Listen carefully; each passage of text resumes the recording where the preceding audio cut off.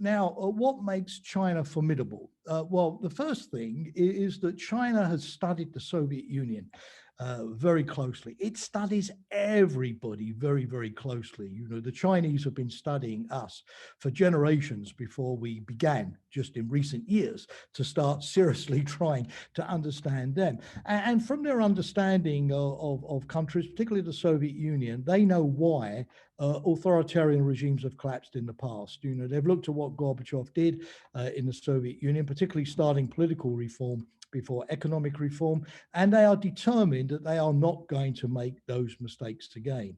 And they are determined that whatever happens, the party is going to stay in power at any price.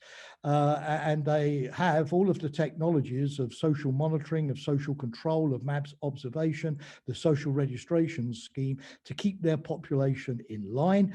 And they have the tools of economic growth, unlike the Soviet Union, to keep that population well-fed and relatively happy. So the first thing is that China is going to be around for quite a long time to come. It has its internal weaknesses. We could talk about them in the Q&A session, but basically it has sort of studied how states survive transitions and transformations. It has debates, only within the Communist Party, but real debates take place there.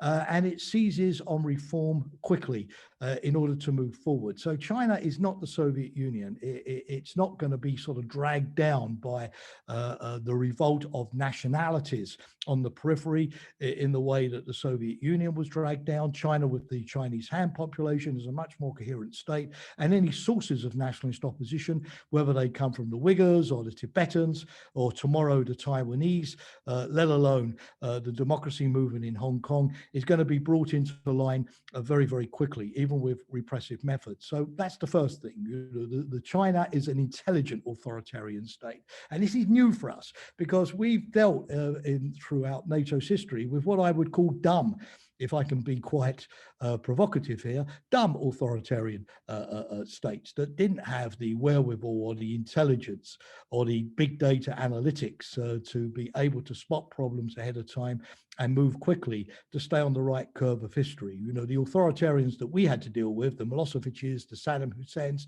the Colonel Gaddafi's, were easy opponents in that respect. That's the first point. The second point is that China is the second most successful capitalist country that we have so far known, but it's communist. This is important because that means that China plays on both sides of the fence. It is sufficiently communist, and it's the Communist Party which is in control and shows no signs of giving up the game, which allows it to be at the forefront of a third world revolution, preaching a different system, a fairer system to that of the West, and to offer an alternative economic and social model, which the Chinese claim is more stable, more predictable than the chaotic American capitalism. Look what happened outside the Capitol on the 6th of January. Look at the polarization. Look at the police, Black Lives Matter. God, do you really want to live in that declining, horrible country like the United States where the politicians can't solve anything? So they use their communist identity to push the sense that they represent, like in the struggles of the 1950s, a different approach to economy, to society, which ultimately delivers the goods and is more successful. And for many countries in Africa and Asia,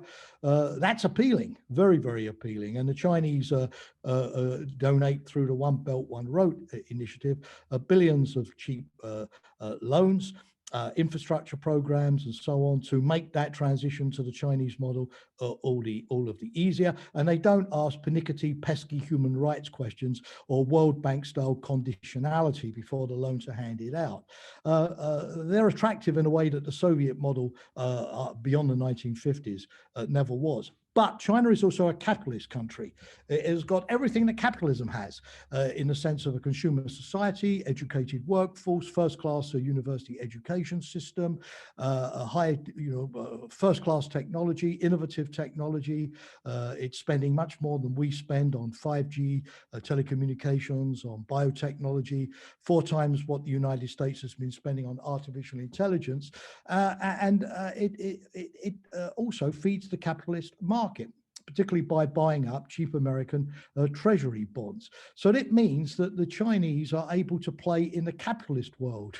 None of us, as we try to recover from COVID-19, are able to give up access to the Chinese market. China, the first country to go into COVID, it was the first country to come out with the least social impact of any of the major powers in terms of loss of life and economic disruption. And at a time when we're struggling to sort of get back to zero, the Chinese are growing by 6 to 8% already a year. Not quite, the 10 to 16% that they were used to during the days of the great opening of the 1990s, but would you not like in the UK to have 68% a year? So they are able to play in both worlds simultaneously, again, in a way that the Soviet Union, which until Gorbachev only had 200 private companies in the entire country and sold nothing to the West apart from oil and natural gas, never could.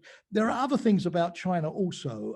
A lot of Western intelligence operatives like to say, that Russia is a kind of, rainy day. China is climate change. In other words, it's a systemic competitor in every area in a way that we haven't been used to in the past. In the past, we've been used to ideological adversaries, economic rivals, military rivals, but we haven't sort of had all of them combined into one and able to play in all of these spheres simultaneously. China is the first adversary that can basically compete with us everywhere at any time. Number one, it's becoming a significant military power. It's just launched its second aircraft carrier, built by itself, unlike the previous one, which was bought from Ukraine. It has its own stealth fifth generation fighter aircraft. It's developed a significant missile capability. It's increased its nuclear weapons now up to about 260, learned to launch ballistic missiles now from submarines and the rest. And it's carrying out, as we see recently over Taiwan with the air operations interfering in Taiwan airspace, with the missile tests, with the deployment of the Chinese Blue Water Navy. It's carrying out a constant, very high tempo of exercises to maintain a high state of readiness. It's not yet the equivalent of the United States, but the head of the US, the incoming or outgoing, head of the US Pacific Command, who handed over command last week in his farewell speech at the Pentagon, expressed a great deal of anxiety that by middle of the century, the Chinese, in numbers of ships, in quality of ships and so on, with their standoff missile capabilities, will be the equivalent, if not the superior, to the United States. And this will make it increasingly impossible for the United States to operate close to China, ergo to defend countries like Taiwan or Japan or Vietnam or South Korea or others. So this military modernization is proceeding apace.